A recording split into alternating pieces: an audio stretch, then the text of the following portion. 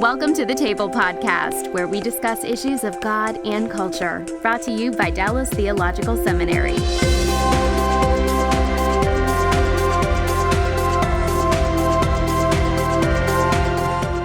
Welcome to the table. We discuss issues of God and culture. I'm Darrell Bock, Executive Director of Cultural Engagement at the Hendricks Center at Dallas Theological Seminary. And our topic today is sexuality and singleness, particularly adolescent sexuality and issues tied to that. And I have two wonderful guests with me today.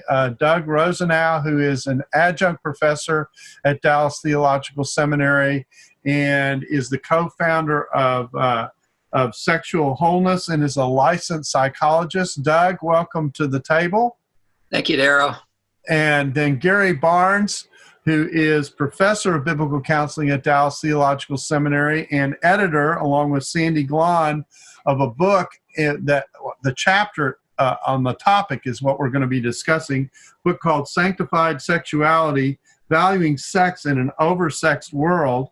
And the chapter that we're going to be looking at and the issues that it raises that we're going to discuss is the chapter on adolescent and young adult sexuality that Doug wrote for the book. So I really appreciate your taking the time to do this in an area that not only young people, it's important obviously for the development of young people, it also is an important topic as parents think through these issues, and then obviously as for college-age students, et cetera. So I really do appreciate your coming in. And Doug, I think I want to start by asking what I often ask a guest when we have them for the first time, and that is, how did you get into this gig? What led you into this specialization? Well, my parents are missionaries, and I went to Dallas Theological Seminary back in the early 70s, thinking I might go overseas and teach in the Bible Institute like my dad. But more and more through my time at DTS and proceeding and after that, I just got much more interested in being a therapist and being a counselor. So I was working on my doctorate at Northern Illinois University, and a buddy of mine went in town Chicago to Loyola Med School and took a sex therapy class. And Darrell, it just piqued my curiosity, and I really saw how needy the church was to deal with that area. So that was in 78, 79 that God kind of laid a calling on my life to cultivate a sexually healthy church. And then that's evolved with writing and teaching and other things since then. But it's kind of funny. Some of it was curiosity, and some of it was just the really need to the church to deal with sex differently and better. So talk about the founding of Sexual Wholeness. How did that come about? Well, I've tried to think through how God has used my life, and I think the biggest way he's used me is to mentor and to tap people on the shoulders and say, could you come join? The church really needs sex educators and sex therapists. So different Christian sex therapists, more evangelical Christian, were saying there's no way to get really good teaching that isn't very, very secular, that doesn't have any Christian integration in it. And so a couple buddies and I, Michael Seisman, Deborah Taylor, we decided that we would start the Institute for Sexual Wholeness, and it's located in Atlanta, but it really is a part of DTS too, because Gary's there and we teach several classes there. So it was that need to try to provide training that could help people then go out and permeate the church with healthy sexuality. Okay. And Gary, let's talk about what motivated you to edit this book with Sandy Glahn and kind of its roots and origins. Yeah, thanks. It's interesting. You know, Sandy and I were sitting in the faculty lounge one day, and we were reflecting on the cultural engagement and Christians needing some additional help to engage well. And a lot of well-intended Christian leaders were actually, I think, getting in the way of themselves as they were trying to engage, and especially in areas of sexuality. And so we said, let's start a course here at DTS. We have this awesome opportunity with awesome students to be a part of their training, and we could actually equip them to be intentionally engaged in a very constructive way. But we would need to really do a wide-ranging equipping. And so the course, Sexuality and Ethics, was born here. And we reached out and touched all of the people that we knew who were experts in wide-ranging courses. And so Darrell, you and Doug were both contributors to that process. And so we have 22 different contributors in their areas of expertise for the course. And then each of them ended up making a chapter out of their contribution. And then that turned into the book, Sanctified Sexuality. So I'm assuming that when it's all said and done, now the book is going to be a textbook for that course. It is now a textbook for that course. There you go. So that's called killing two birds with one stone. Very well done. Okay, well let's turn to the topic, and I'm going to begin by asking Doug. You talk about outside in and inside out. And what I love about chapters that are well written is they have their own, oftentimes, internal lingo, which then you get to unpack. So unpack outside in and inside out for us. And then I know we brought really high-level graphics to make this work. So I don't know who has the graphic. There it is. All right. This is the picture of the one of the charts in the book, and so it's the best we could do at this point. So talk about outside in and inside out. Well, Darrell, Gary and I both have, as we've conversed over the years, have been concerned that the sexual ethic, the kind of morality that the evangelical church has operated, has been primarily behavioral. You know, banning behaviors, what I call the carrot or the stick, where if you're a good boy or girl and do the good behaviors, God will reward you. And if you don't, God will hit you with his stick. And that ethic really hasn't worked well. And so the inside out ethic is the idea that what really matters is, and sometimes we use 3 B words, belonging, believing, and behaving. But what really matters is that inside relationship with God, and God changing our hearts and our minds and really empowering us through the power of the Holy Spirit and redemption to be able to live out a sexual ethic that works. Because the outside in, which is my background, is basically let's ban enough behaviors and enough don'ts and prohibitions that we understand a little bit of the mindset that God would like and the heart that God would like. And somehow if that permeates us, we're going to find a better relationship with God. And we're finding that outside in, I mean, it's so sad, but in many ways we've lost chastity. We've lost a lot of our sexual ethic because of its emphasis on behaviors, and rather than going inside out. I was teaching a youth group, and it was one of the mega churches here in Atlanta, Georgia, where I live. And so there were 300 teens. And I started out with saying, let's just try to think about God a little bit and the creative Trinity, and give me some adverbs and adjectives that describe how you would believe your relationship with God would be and who Jesus is. And they did real good: holy and faithful and loving and kind and generous, and just all kinds of good adjectives and adverbs. And then I asked the group, I said, why do you think God created sex? And they were kind of drew a blank. And I said, because he wanted to reveal himself, and he wanted to reveal an intimacy. And so when you're a man or a woman, you're bringing that masculinity and femininity to enrich every relationship of yours.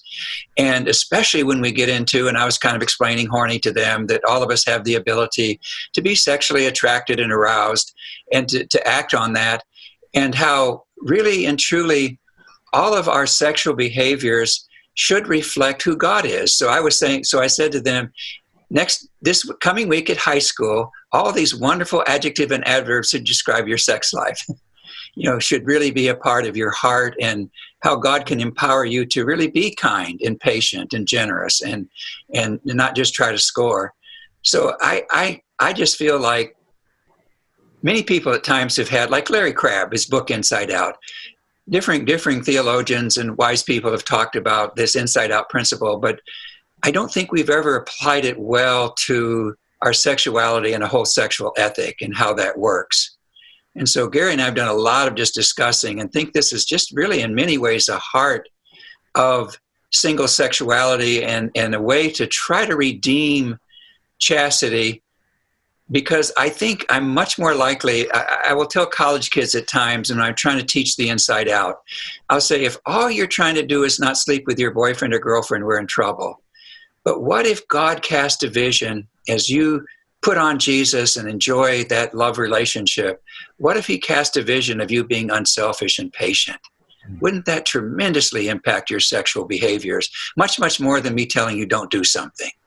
So that's part of my, Gary, add to it, but that's our inside out. Yeah. It's a different power. Willpower is more that outside circle of behaviors. And we're saying it isn't working.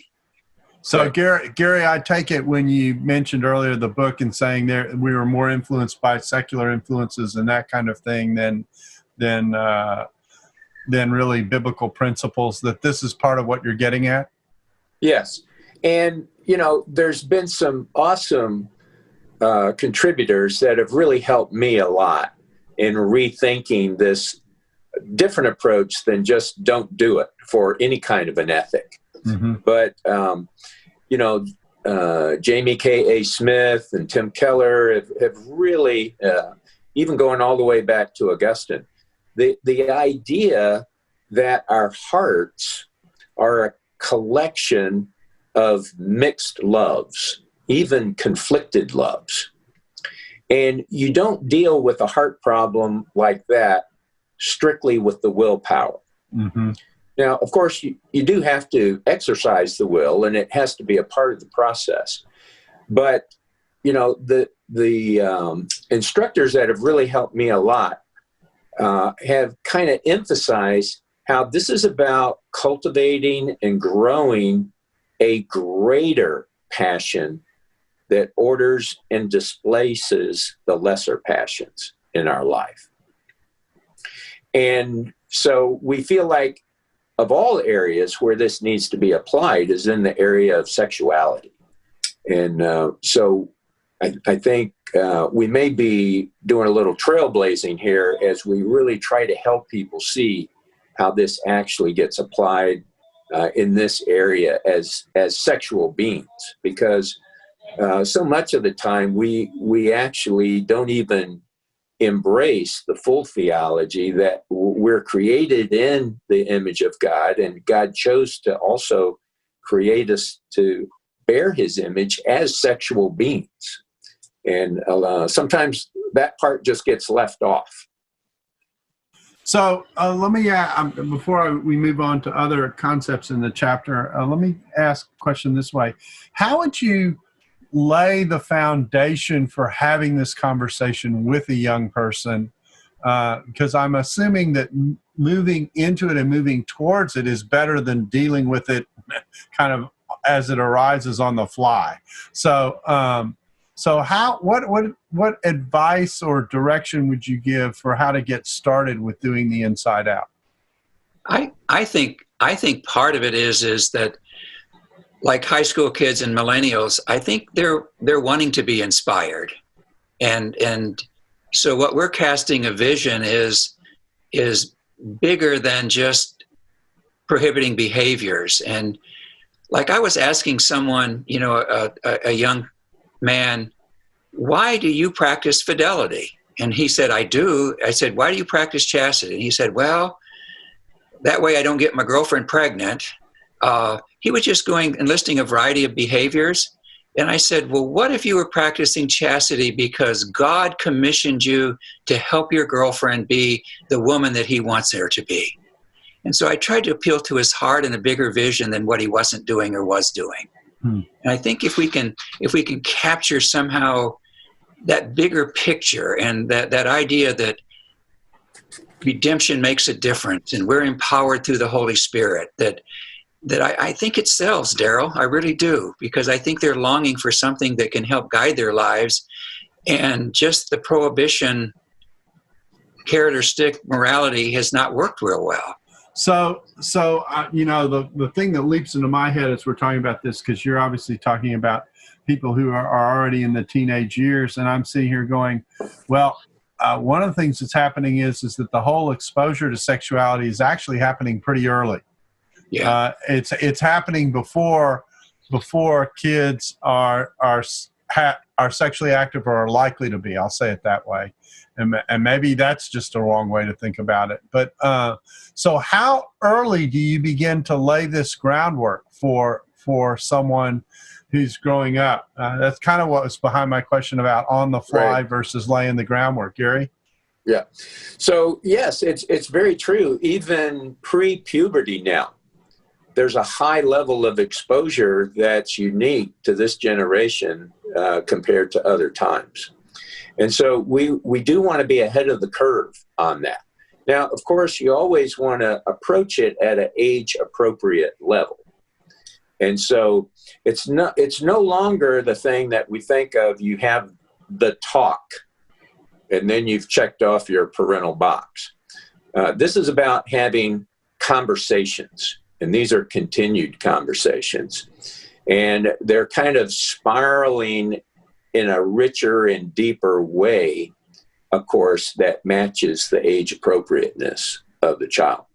And I might put a plug in for Stanton Jones and his writing. And he actually has 4 books that help parents to do this at the different ages and stages of your child's development. So is it, and again, I'm trying to be pretty practical here. It seems to me that a natural place in which these conversations would certainly be a part of what's going on is whenever, and I'm assuming someone's in a school situation, whenever the school decides to step into the whole sex education conversation and that kind of thing, assuming that you're at a school that's doing that, which for many people is the case, that certainly is one natural entry point. Are there other entry points for this conversation in your mind? Is it can it be triggered by things, movies that are seen or issues that are raised, that kind of thing? In other words, how do you walk into the space?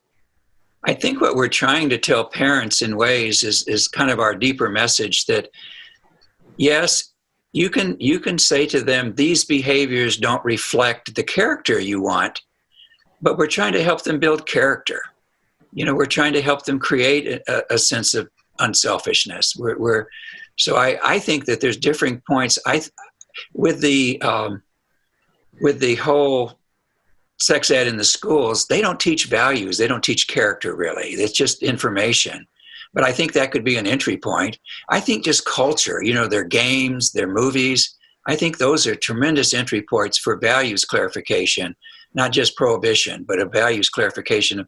Because I so often we've just said true love waits, but we don't say why we wait or how we wait. Mm-hmm. And I think we're encouraging parents to say, let's go beyond the behavior, but let's really inculcate in your kids from these secular values things that aren't working well or won't work well for them, or how they could get to be objectifying or using people. And I think we can still, I think there are a lot of different entry points into the character teaching. Now, you just alluded to something that I think is important in the conversation, and that is how people are impacted by how you walk into the sexuality space. And this may or may not relate to the next image that you have in the chapter, which are these boxes that are a part of your explanation. And what I mean by that is you just alluded to the idea of using someone as opposed to thinking about them in a different relational way or in different relational terms, which to me at the human character value level is a very important part of this conversation. What's happening between me and the person in the context of the sexual experience, and how am I engaging them? At what level am I engaging them, and how am I interpersonally interacting with them? And when I move into this area, talk about, and I don't know if this connects to the boxes or not, but talk about how that relational dimension which you're reaching for, which is thinking about not using someone, but relating to someone on a completely different basis. And the boxes, do they connect? I think, Darrell, a little bit of what you're talking about there is what we call 3D sexuality. And so one of our emphases, especially with young people, is to be able to look at everyone as a mind, a body, a mind, and a heart. And I think sometimes if we have one dimension, then we really aren't doing inside out very well either. Okay. And I think that idea of not objectifying, like one of my clients said that I had ruined lust for him. And I thought, well, that's not a bad thing. That's a pretty good ethic there. If I ruined. Yeah. And he was just saying that he said, I'm seeing this attractive woman and, you know, baby's got her blue jeans on and I'm getting this booty shot. And then he says, because of you, Doug, now I start to think, I wonder if she knows Jesus. And I give her a full life with a personality and a heart and a mind. Mm-hmm. And he said, it just changes my whole thinking. So I think a part of the inside out is really looking three-dimensionally at people too, and being able to evolve that. And we talk about the soul being 3D, you know, that in Scripture, oftentimes the soul is referring to our personhood, our three-dimensional personhood. And so we can be soul sexy, that there's ways that our masculinity or femininity, like my wife will sometimes get turned on, not by my physique, which is certainly different in my old age, but more by what if I help this old lady across the street, or if I really play with my granddaughter and she's really enjoying a healthy sense of masculinity, there's something about my three-dimensional sexiness that's there. So I think when you were saying, how do we teach them? I think there is a part of that to make it a really three-dimensional process. Yeah, I think that's a terrific idea, because usually if you're just looking at the one dimension and with sexuality, it's oftentimes the body or some physical attraction that's a part of it. You actually end up risking losing the heart, you know, and the soul of the person. I mean, that you're not thinking about them. You're not thinking about them as people in the way that you do in almost every other sphere of life when you're engaging with someone. Gary, I'll let you elaborate a little bit if you want on this objectification idea. Yeah. So, you know, in terms of thinking in terms of parenting and helping your kids at age-appropriate stages, I like to think in terms of a twofold strategy. And you're kind of repeating and building on this as you go through time. And the strategy number one is you're trying to cast a vision. And with this, I think in terms of the slippery slope, and at the very top, at the high point, what we're wanting to do is to help them to actually elevate sexuality. And that means we have to understand it from the designer's point of view, which means there's going to be a lot of contrast on how the world thinks about sexuality, right? But we want to think of this as a very positive thing where we're elevating and we're avoiding the slippery slope to either side, which is a very easy thing to do. That's why they call it slippery. And that is we're either demonizing sexuality, and we might do it directly, but a lot of times we're doing it in an indirect way, or we're sliding to the other side, is we're deifying sexuality. We're trying to make sexuality do something that it wasn't meant to do.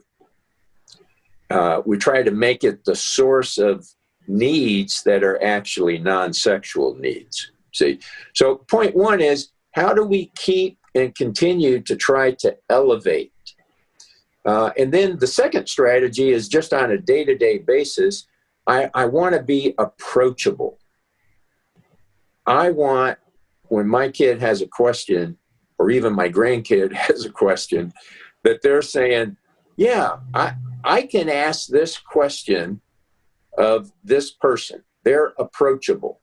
And so then you're kind of dealing with the daily life experiences that are going to be coming up. And they know that they don't have to go to the locker room to get the answers. And their first go-to place that you would be the source of.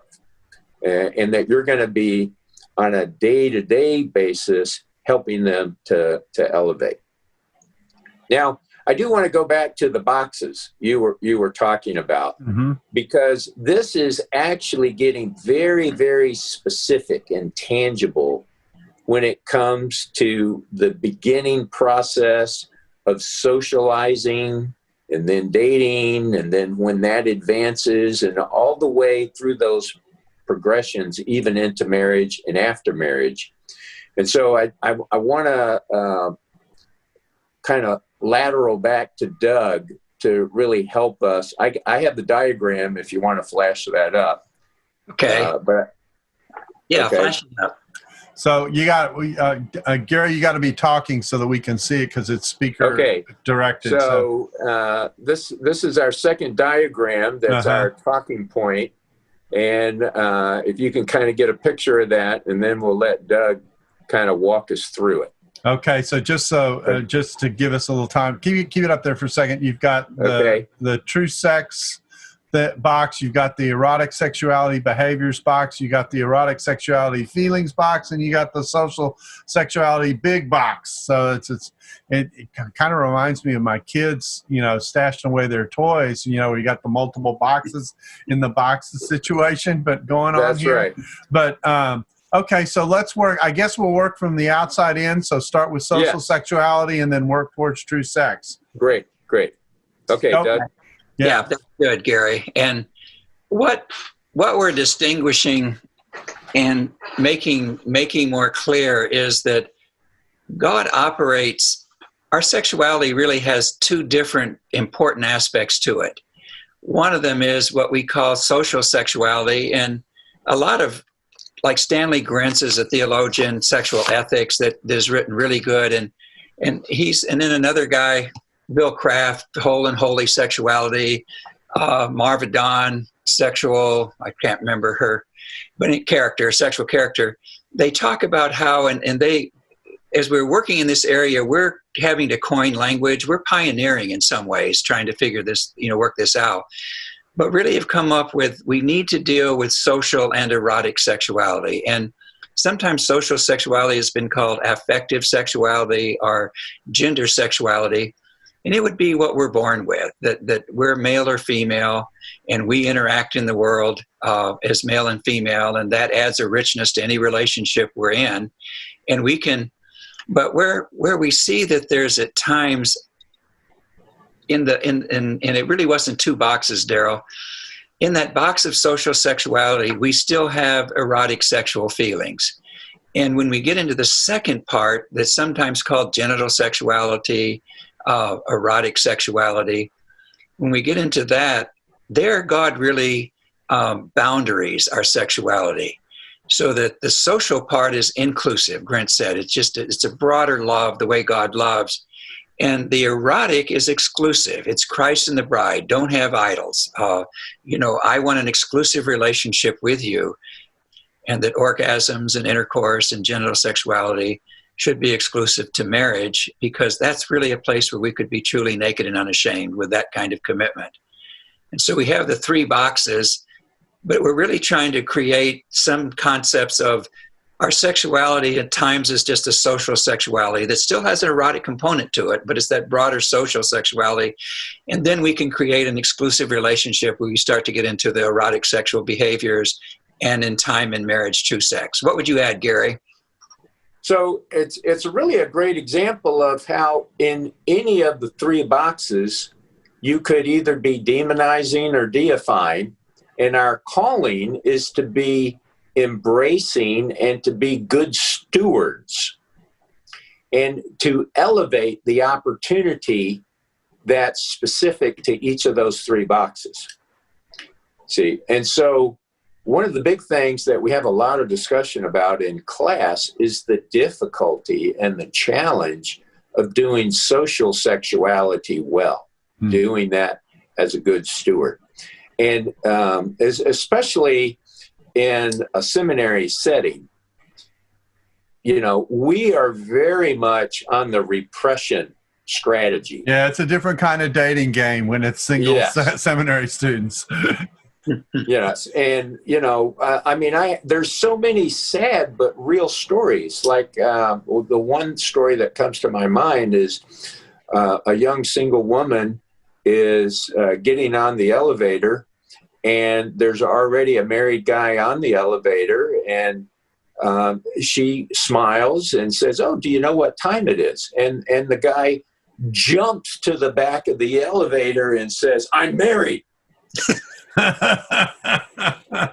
Like, I can't talk to you. I can't even tell you what time it is, or I might have sex with you. Yeah, do not pass go. Do not collect $200. Yeah. And so there's so much missed opportunity, but also harm that gets done in how we don't do social sexuality well. Yeah, and in fact, your illustration illustrates something that I think is interesting about the phrase social sexuality, because I think when most people think about sexuality in our time, because it's so hyped, they're automatically thinking in the more erotic category, but they don't think about what I'll call sexualized relationships, which are, I'm respecting this person for the way God has made them. Yeah. And I'm engaging them for the way God has made them. So I appreciate the fact, I work with many female colleagues at the center, and we have many female colleagues on the staff. And I appreciate what they bring as women to my understanding of ministry. And to appreciate that aspect of sexuality that has nothing erotic about it, but is there and is a part of the person, is part of engaging at this level. And I just think we're slow to do that in the church. It's the old problem in the seminary dating game situation. If I ask you out a second time, I might as well give you a ring, and that's distortion as well. So, so there are real problems in that regard. So I find very much thinking through this important. And, really, if you just add up all the minutes of your life, most of the minutes of your life are going to be about social sexuality. Exactly. And we especially need to learn how to be good stewards in that area. Yeah, and this is another concept that I really liked in the chapter, and that I often say to my students, it was probably 20 years I was into ministry and doing theology when I realized the importance of stewardship in general, because it comes right out of Genesis 1. Yes. And so, the whole point of Genesis 1 is that you've been put in the garden by God to be related to him and to care for the garden well with one another. I mean, that's Genesis 1. Yes. And so if I don't learn how to do that well, and then to think about how that concept moves over, not just in the management of my circumstances and my affairs, but even the management of the most intimate parts of my life, that is a very valuable concept to think about as we think about what it means to be Christian, be related to God, and to be related to one another as a result. The Great Commandment always steps into these places. Love God with all your heart, mind, and soul. Love your neighbor as yourself, yep. And it's all connected. Yep. It's a triangle. It's not just between me and God in a privatized way. And so when I live out the Great Commandment in a great way, I'm going to be concerned about who the person is on the other end of that triangle. And here's the thing. No, go ahead, Doug. Well, I was just going to say that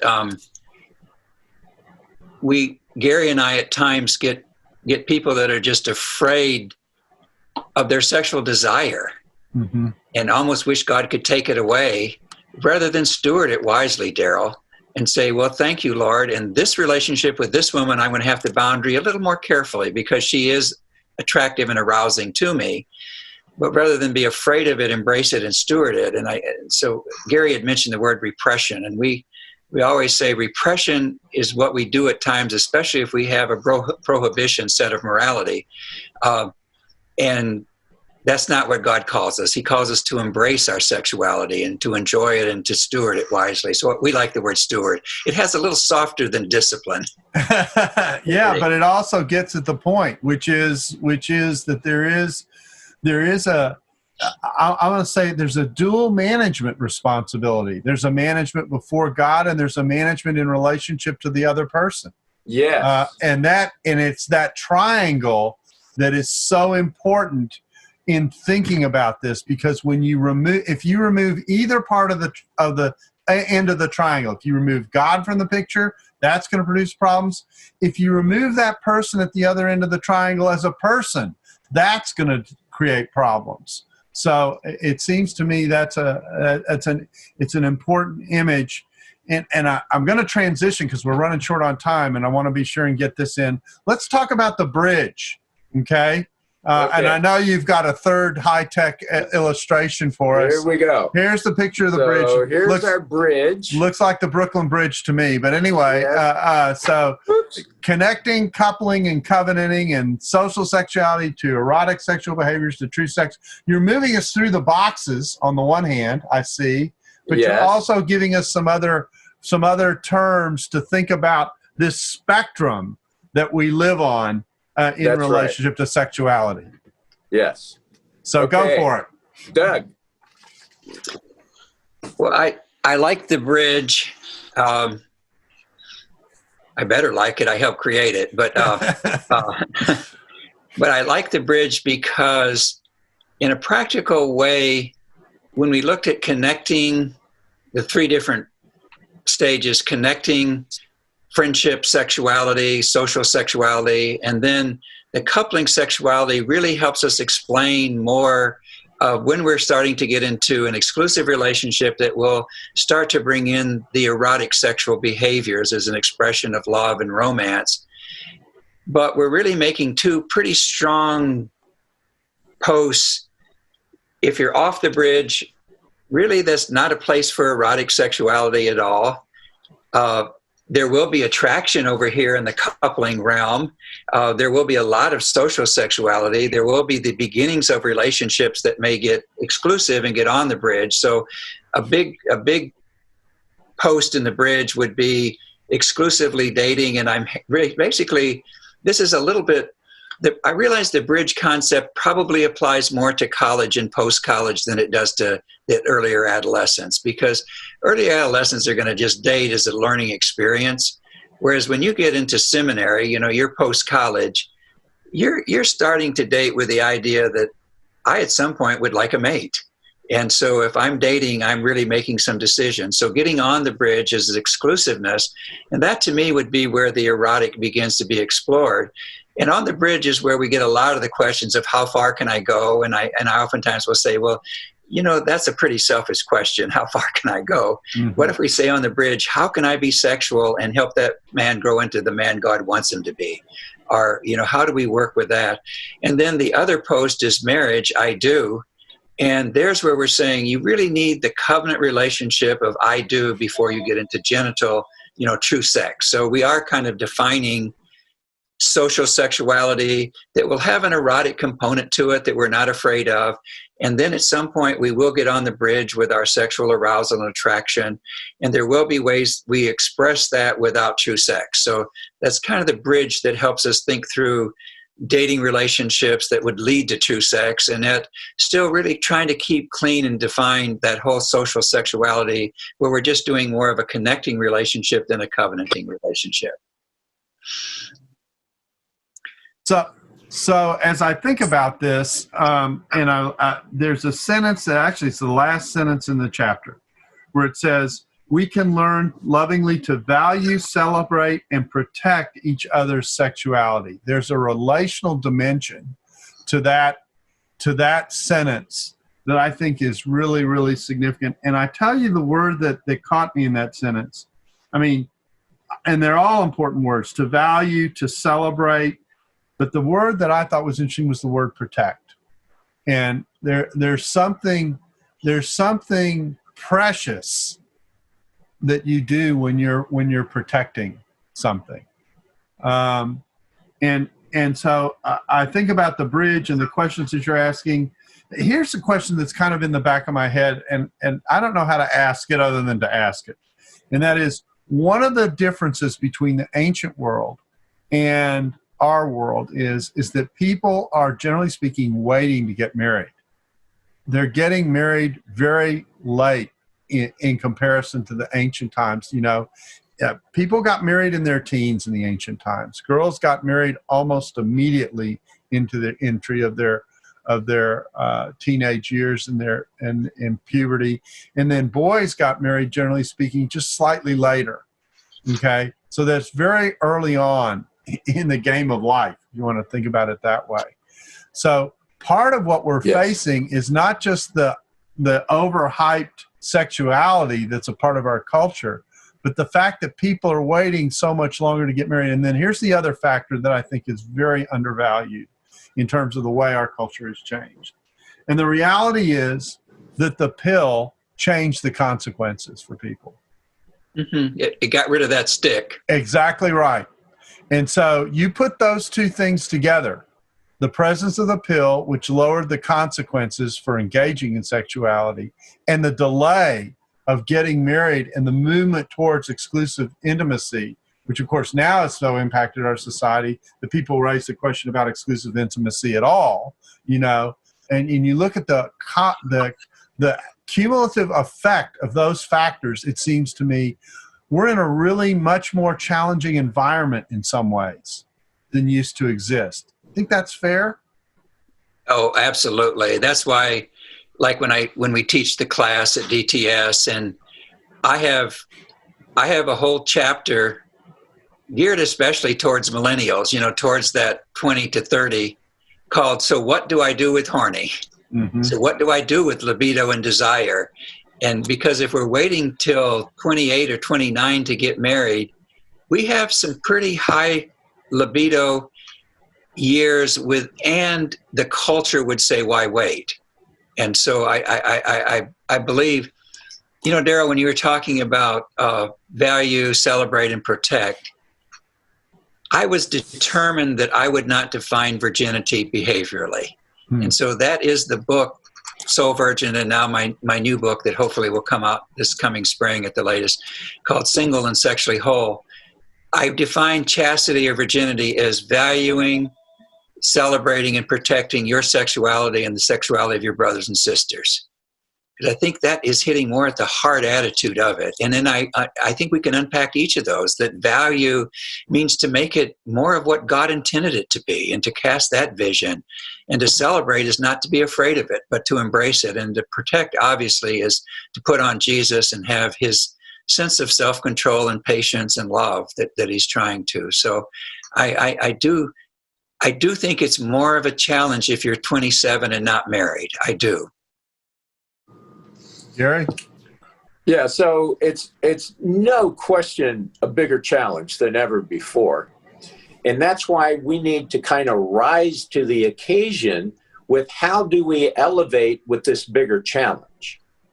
And so that's what I love about the bridge illustration is the process of moving across the bridge is our opportunity to actually value, celebrate, and protect. It's our opportunity to be good stewards. It's our opportunity for not only personal growth and development, but for the people that we're moving across the bridge with, even if we never move all the way across to marriage with that person. So that's like a stewarding opportunity that I have. So like I had an opportunity of dating a girl in high school for 2 years, and my best friend ended up marrying her. See, so I'm able to celebrate their marriage and be there because there's a good stewardship journey that was a part of that whole marriage celebration. See, and so the other thing about going across the bridge is it totally blows away the I kissed dating goodbye, or I'm waiting for marriage for my first kiss. Because you need to have this progression of how you're relating as the relationship takes on a new and different level. But you got to stick with the guidelines for each stage in order for that to work appropriately. See? And so you have to have the opportunity with a person to let things emerge in the relationship that would be confirming for moving forward, or you might call it a deal breaker and say, well, yeah, I don't think that's going to be the thing that allows us to continue to move forward. But what you'd want to do, whether you move forward or whether you get a deal breaker and don't move forward, is you always want to be a success in terms of stewardship. Well, I think this. Go ahead, Doug. Go ahead. Darrell, I was just going to echo what you were saying, is that I don't like to sometimes call chastity the rewards of chastity. I prefer it the benefits. And I think what Gary is saying is, if we wisely deal with our sexuality and wisely deal with dating, we're getting closer to God, and God's getting closer to us, and we're learning how to love the other part of the triangle. We're learning how to love in new ways. It's just a synergy there that to me is integrating our faith and redemption. And it is just a tremendous place to learn and grow. It just is. The singles can say, wow, I'm putting on Jesus in ways I never knew because I love that woman so much and would really like to have sex. Or, so I see that synergy of, again, God empowering us to live out Jesus in our sexuality and being able to really help each other grow, so that even like Gary was saying, if I date someone, even clear to thinking I might be engaged, but still realize she may not be my Eve, my future wife, we've helped that person really grow. And we've gotten closer to Jesus, and Jesus got closer to them, I think. Yeah, I think the thing that I'm hearing come through loud and clear is that when you're doing the inside out, we tend to think about sexuality as involving two persons, but it actually involves three. There's you, the other person, and God. And you want to keep that presence present as you are thinking about what it is that you are moving towards. Well, I want to thank you all for taking the time to do this and to share this chapter with us, Doug. We really appreciate Gary sharing the book with us. We appreciate that as well. We thank you for taking the time to be with us on this topic of single sexuality, and we hope that this has proved helpful to you. We hope that you'll join the table again in the future. Welcome to the table, where we discuss issues of God and culture.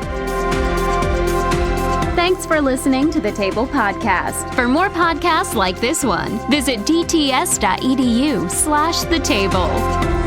Dallas Theological Seminary. Teach truth, love well.